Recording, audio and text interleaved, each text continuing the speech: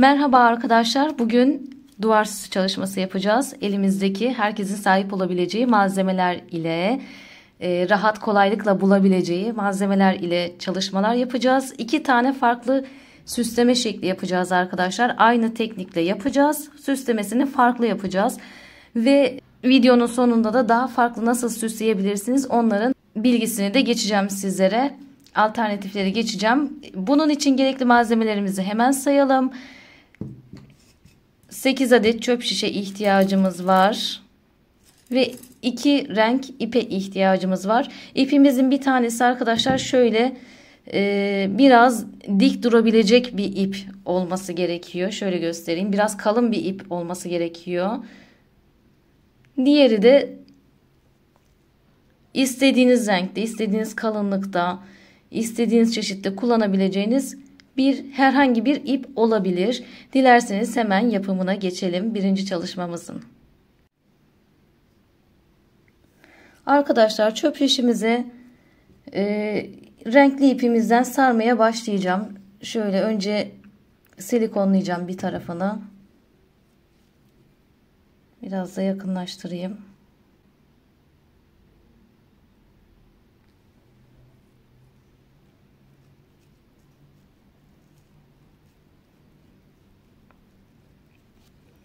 Şu şekilde daha rahat sararsınız arkadaşlar. Bakın şöyle yuvarlayarak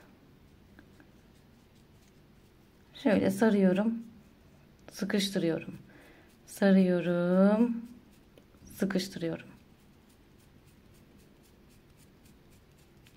Diğer yerleri silikonlamaya gerek yok yani.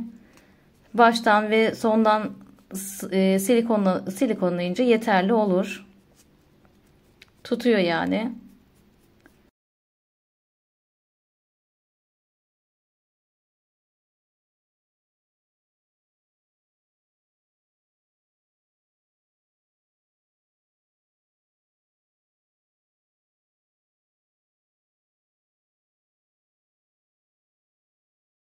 Çöp şişlerimizin hepsini bu şekilde saracağız arkadaşlar iple. İstediğiniz herhangi bir renk olabilir, herhangi bir kalınlıkta olabilir. Hiç problem değil. Elinizde, evinizde ne varsa gerçekten güzel duruyor. Öyle kötü durmuyor.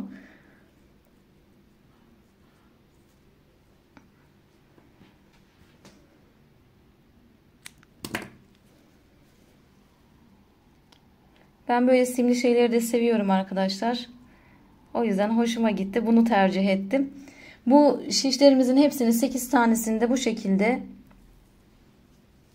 sarıyoruz. Daha sonrasında çöp şişlerin uçlarına arkadaşlar çöp şişleri birleştirdiğimiz zaman çiçekler koyacağız. O çiçekleri de yapalım. Ondan sonra birleştirmesini yapalım.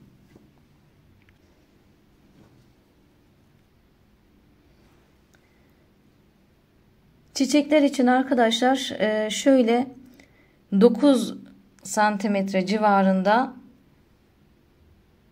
ipler kestim. Diğer kalın ipimden. Kameram sabitlerse göstereceğim. Bir de 6 santimetre. Şöyle göstereyim size.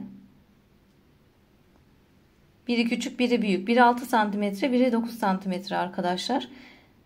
İpler kestim. Bunları birleştireceğim ve bunlardan çiçek elde edeceğim. Çiçek yapacağım. Bunu nasıl yapacağım?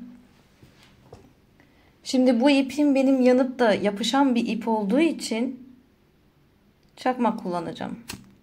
Şöyle birbirine bakın hemen yapışıyor zaten. Diğerini de üzerine şöyle alacağız.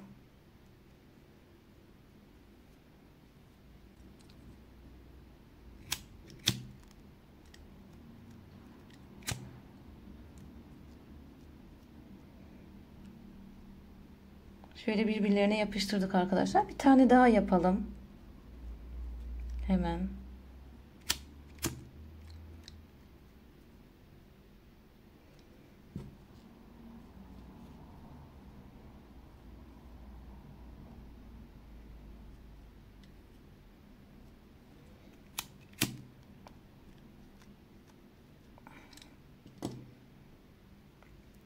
Bunlardan 5 tane yapalım arkadaşlar bu şekilde. Bakın şöyle. Bu şekilde 5 tane yapalım. Daha sonra bunları kartonda birleştirelim, silikonlayalım.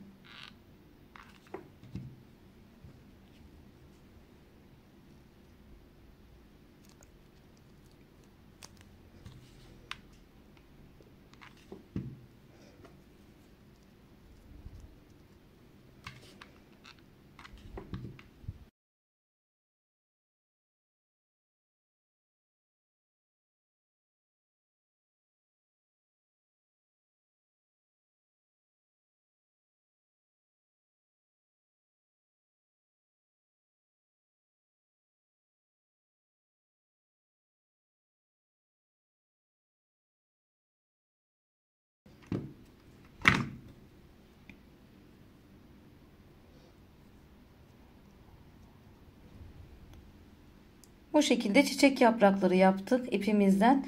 Şu ortasına da sarı ipimizden biraz keselim. 2 kat kullanacağım.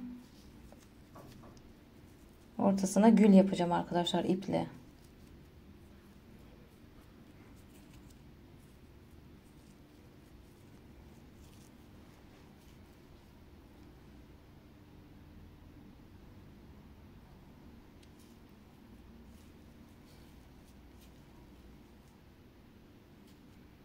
Şöyle çevire çevire.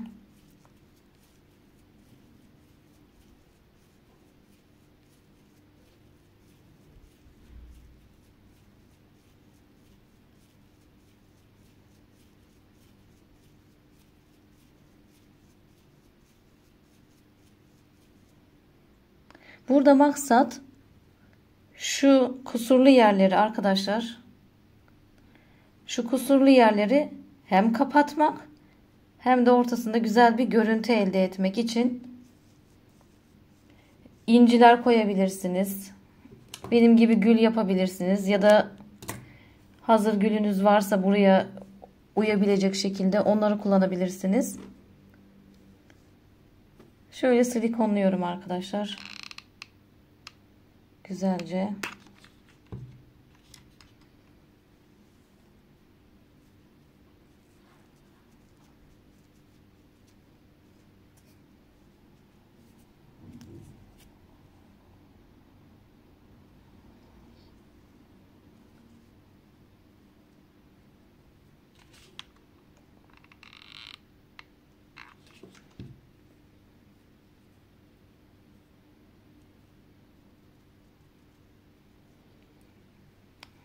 Evet. Bu şekilde. Bundan tam arkadaşlar 9 adet yapacağız. Bu şekilde 9 adet yapalım. Duvar süsümüzü birleştirmeye başlayalım. Arkadaşlar birleştirmelere başlıyoruz. Şöyle kartonumuza silikonumuzu sıkıp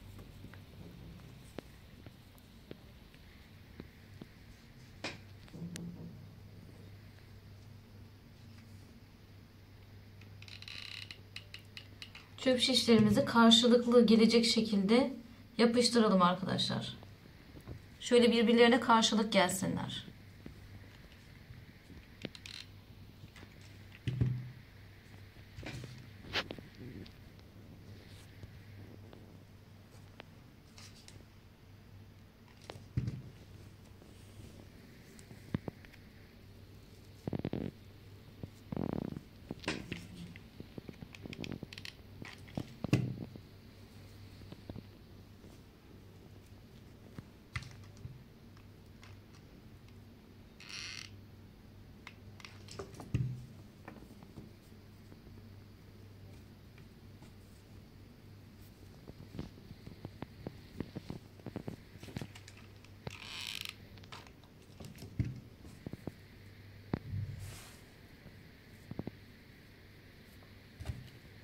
Çöp şişlerimizi de taktıktan sonra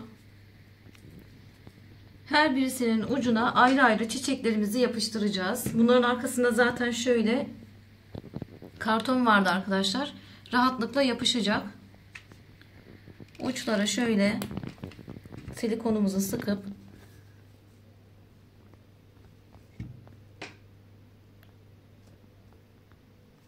sağlamlaştırıyoruz. Her birisine takalım arkadaşlar. Arkadaşlar her birisine yaptığımız çiçeklerden taktık. En son ortaya yine bir çiçek daha takıyoruz. 9 tane yapmıştık biliyorsunuz bunları.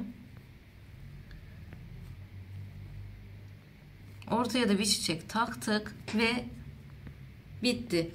Bir de bunu duvara asmak için şöyle arkasına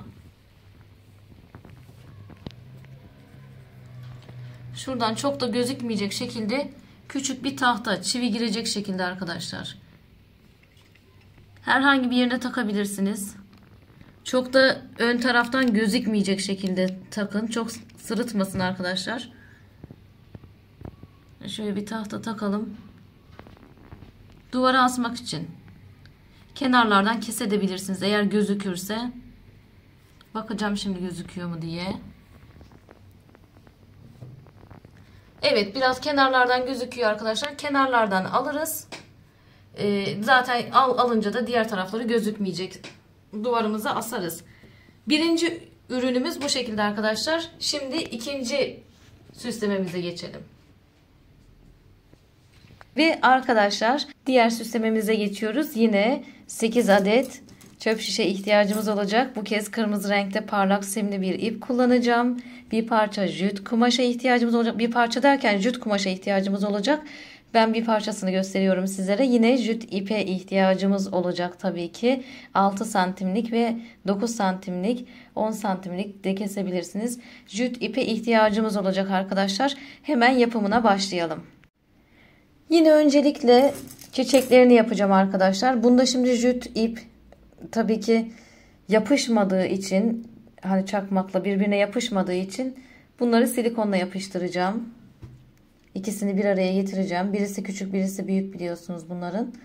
İkisini bir araya getireceğim. Biraz önceki çiçeklerden yapacağım arkadaşlar. Ama bundan 9 tane değil 8 tane ihtiyacımız olacak. Oo, silikon da bayağı yakıyor.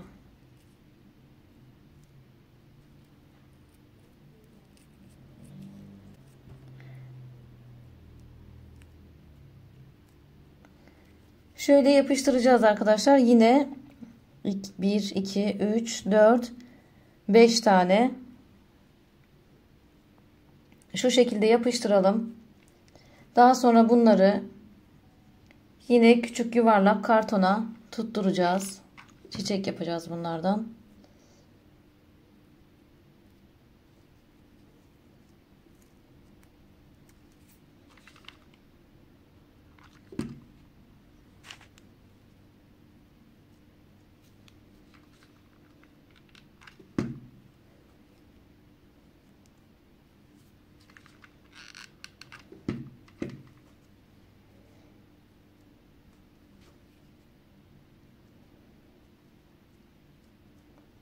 Tabii ki çiçeğimizin ortasına gülümüzü yapalım. Kırmızı ip kullanacağım bu kez yine. Yine değil, bu kez kırmızı ip kullanacağım.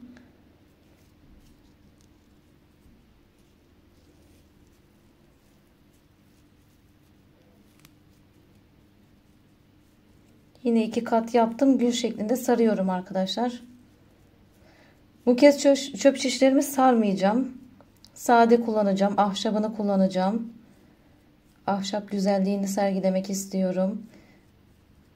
Dediğim gibi birkaç süsleme tekniği göstereceğim. 2 tane göstereceğim. Birkaç tane de söyleyeceğim arkadaşlar. Siz hangisini yapmak isterseniz, hangisini dilerseniz onu evinizin duvarına ya da arkadaşınıza hediye etmek için yapabilirsiniz.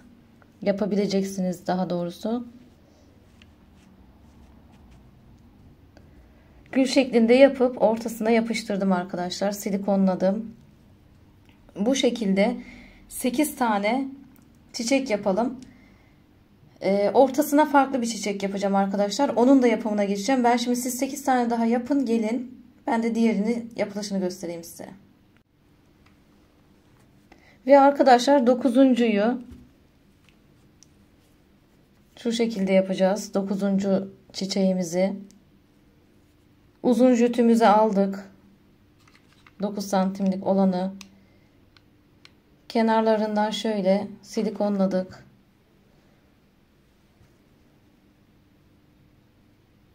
Jüt kumaşımıza yapıştırdık.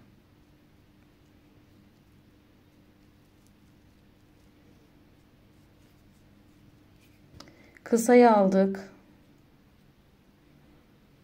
6 santimlik olanı.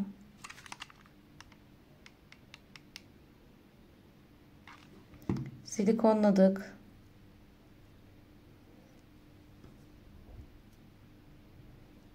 Şöyle ortasına arkadaşlar şu şekilde silikonladık. Şu aşağıyı tekrardan yapıştıralım. Evet. Bunu kesiyoruz arkadaşlar kenarlardan.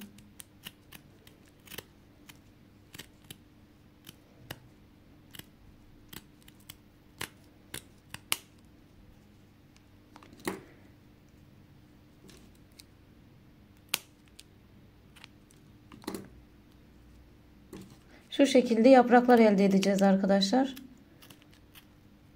Şöyle fazlalıklarını alalım.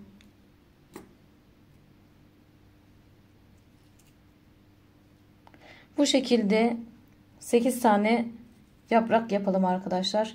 Bunları birbirine birleştireceğiz. 8 tane yaprak yapıp.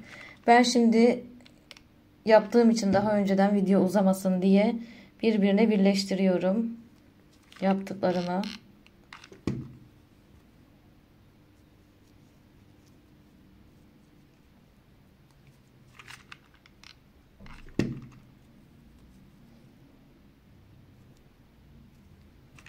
Kenarlarından silikonlayarak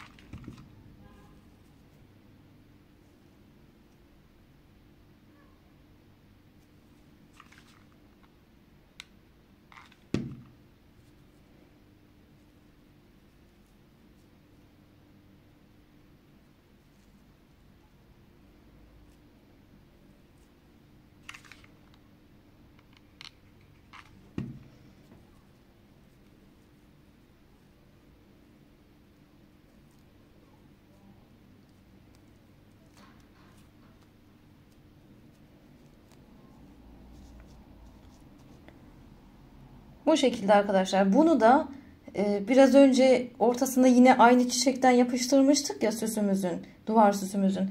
Bu sefer ortasına böyle bir şey yapıştıracağım. Ama bu kadar mı? Değil. Yine ortasına gül yapacağız. Kırmızı ipimizden.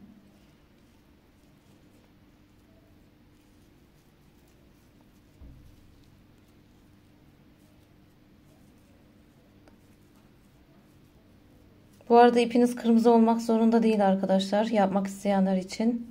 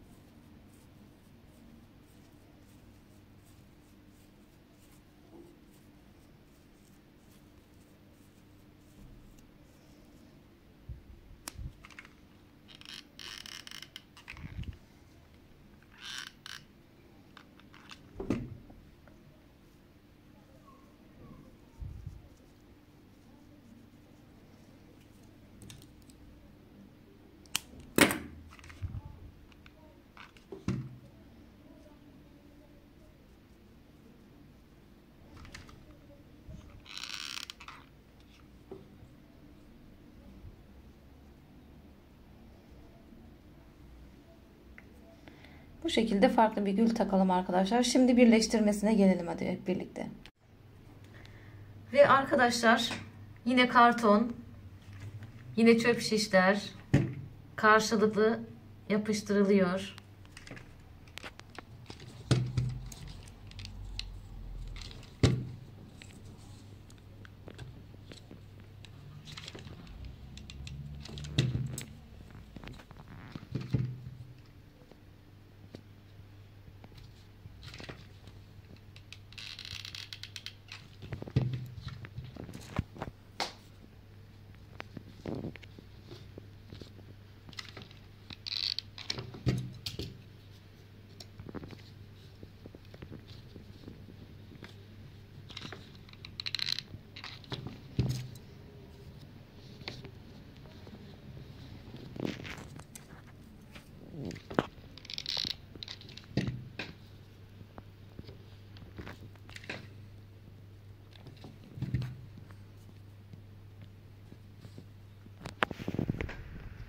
Şimdi şu çiçeklerden 8 tane yapmıştık biliyorsunuz. Bunları da uçlarına sıradan şöyle göstereyim. Yine bu şekilde sıradan yapıştırıyoruz arkadaşlar.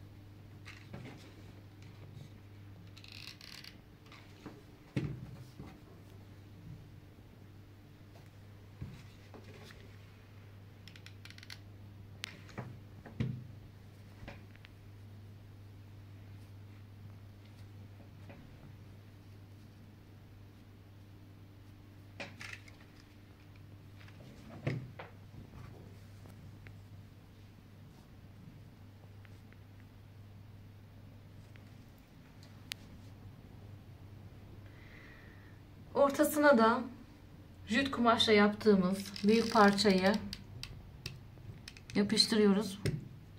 Bunu da bu şekilde süslüyoruz arkadaşlar. Kırmızıyla ben biraz sarı rengi, gold rengi kırmak istedim. Hareketlendirmek istedim arkadaşlar. Dediğim gibi siz farklı renkte kullanabilirsiniz. Ben biraz patlatmak istedim açıkçası. Bana göre güzel. Yapılışı bu kadar arkadaşlar. Video içerisinde bahsetmiştim arkadaşlar. Farklı şekillerde de süslemeler yapabilirsiniz. Neler yapabilirsiniz? Hemen kısaca bahsedeyim. Örneğin çöp şişleri boyayabilirsiniz. Tek renk veya rengarenk olarak. Boncuklar takabilirsiniz. Sabitleyecek şekilde rengarenk veya tek renk boncuklar takabilirsiniz. Çöp şişleri 8 adet değil daha fazla adet olarak kullanabilirsiniz. Aralara kısa çöp şişler atabilirsiniz mesela. Onun haricinde çiçekleri iplikten değil hazır kurutulmuş çiçeklerden, hazır yapay çiçeklerden yapabilirsiniz. Süslemesini nasıl istiyorsanız o şekilde yapabilirsiniz arkadaşlar. İzlediğiniz için teşekkür ediyorum. Beğendiyseniz kanalıma abone olmayı, bildirimleri açmayı ve yorum yapmayı lütfen unutmayın. Bir sonraki videoda görüşmek üzere. Hoşça kalın.